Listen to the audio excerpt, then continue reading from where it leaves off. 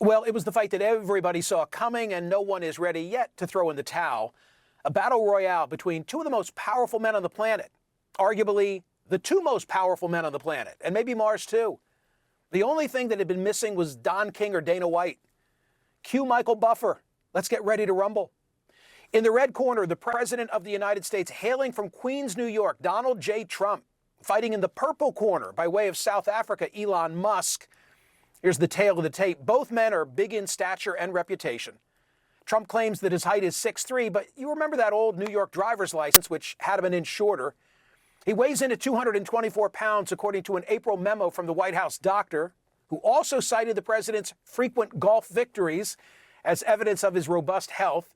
Elon Musk, between 6'1" and 6'2", approximately 187 pounds, though in a previously threatened match with Mark Zuckerberg, claimed that he could weigh 300 pounds. Both have big reach. Musk owns X, formerly Twitter. He's got 220 million followers. That's a lot of reach. Meanwhile, Trump owns Truth Social. But more important, he's got the bully pulpit. And let's face it, neither has any trouble getting his word out, so it's a wash. Trump has the eye of the tiger. He'll go after anybody who crosses him. He's even been known to deport people born outside the U.S. Musk isn't afraid to fight. He can also dodge and duck, dive, dip, and doge. As an international businessman, he's comfortable all around the world. He can flee at a moment's notice on his jets or his spaceships.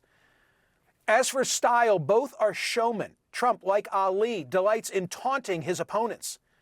He's previously dispatched the likes of low-energy Jeb Bush and little Marco Rubio and sleepy Joe Biden, to name a few. Musk, apparently unbothered by the inevitability of his own nickname, drew first blood. Just days after an Oval Office send-off, he denigrated Trump's big, beautiful bill as a disgusting abomination and then went so far as to call for Trump's impeachment. Trump initially went rope-a-dope, posting only, "I don't mind Elon turning against me, but he should have done so months ago. This is one of the greatest bills ever presented to Congress." The clinch followed, and both men exchanged body blows. The president said Musk had Trump derangement syndrome. Musk punched back, posting, "Without me, Trump would have lost the election, Dems would control the House, and Republicans would be 51-49 in the Senate." Trump swung again. "Elon was wearing thin. I asked him to leave. I took away his EV mandate that forced everyone to buy electric cars that nobody else wanted. That he knew for months I was going to do. And he just went crazy." Musk's counter? There are mountains of disgusting pork in the bill. Trump threw a haymaker. "The easiest way to save money on our budgets, billions and billions of dollars, is to terminate Elon's government subsidies and contracts. I was always surprised Biden didn't do it." Yeah, it was a brawl. Judges had it even on the scorecard. By week's end, the party seemed headed for a truce. Perhaps each fighter and their corner crews, they all realized this was headed for mutually assured destruction.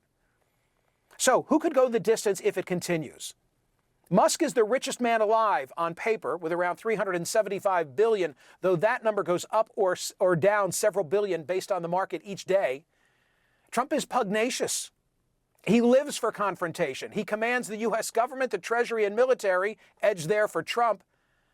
But both have reasons to tap their gloves now. First, Trump. With a tight Congress, he can ill afford to drop any Republican votes for the big, beautiful bill. The measure barely passed the House on a straight party vote, and that was before the CBO said that it would add $2.4 trillion to the deficit over the next decade. If Musk rattles the cage of just a few GOPers, who knows how many will abandon the bill? And Musk is an excellent cage rattler. He was the biggest individual Republican donor in the last election cycle, spending nearly $300 million. A lot of members of Congress might think twice about defying Musk. Indeed, he's made his threat quite clear, quote, "In November next year, we fire all politicians who betrayed the American people." Musk has even floated the idea of starting his own party. Such a party might not be a winner, could easily be a spoiler. Here's another factor that might threaten the president, Musk's below-the-belt punch. Quote, "Time to drop the really big bomb. Trump is in the Epstein files. That is the real reason they have not been made public." If false, that's a warning of Musk being willing to fight dirty. If true, could be a knockout. Which is not to say that Trump is the underdog. Elon Musk is himself a flawed fighter. First, his business is in decline.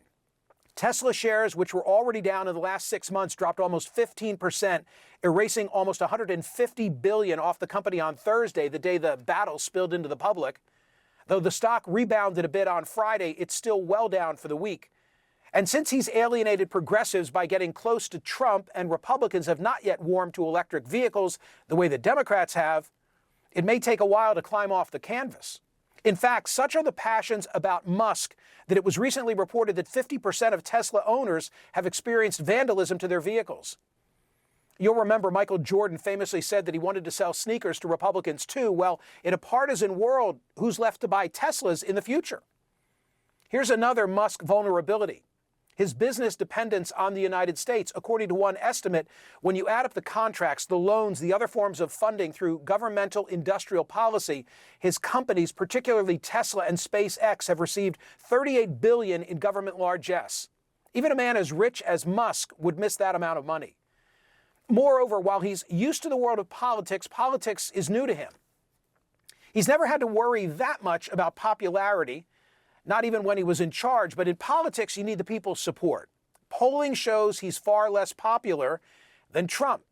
For instance, according to the latest Economist YouGov poll, 49% of Americans disapprove of Trump, 45% approve, not great, but considerably better than Musk's numbers. He's been dropping in popularity this year, and by last month, he looked down for the count, just 38% favorable, 59% unfavorable, according to a Marquette University poll. And then there's the personal question that has decided many a fight. Who's got more grit? Say what you will about Donald Trump. In fact, everything has been said about Donald Trump, but he can take a punch and come back. 2 impeachments, 4 indictments, 1 conviction, and he's the president of the United States. We still don't know if Musk has a glass jaw, especially when taking the heavy criticism which Trump can endure but also deliver. If Jimmy the Greek were alive and not canceled, I say he'd be laying odds on Trump by 4 to 5 margin. You bet 4 on Trump, you win 5. Of course, in this matchup, there's this looming intangible. Will they make up before the next bell sounds? Trump told Dana Bash that he's not speaking to or even thinking about Musk right now, but when it comes to Donald Trump, you're never really dead to Trump until you're dead. Any number of Trump confidants have gone rogue only to return to the fold.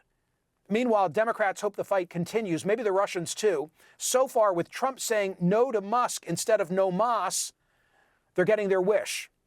My money's on a rematch. Don King might call it the brawl on the red ball.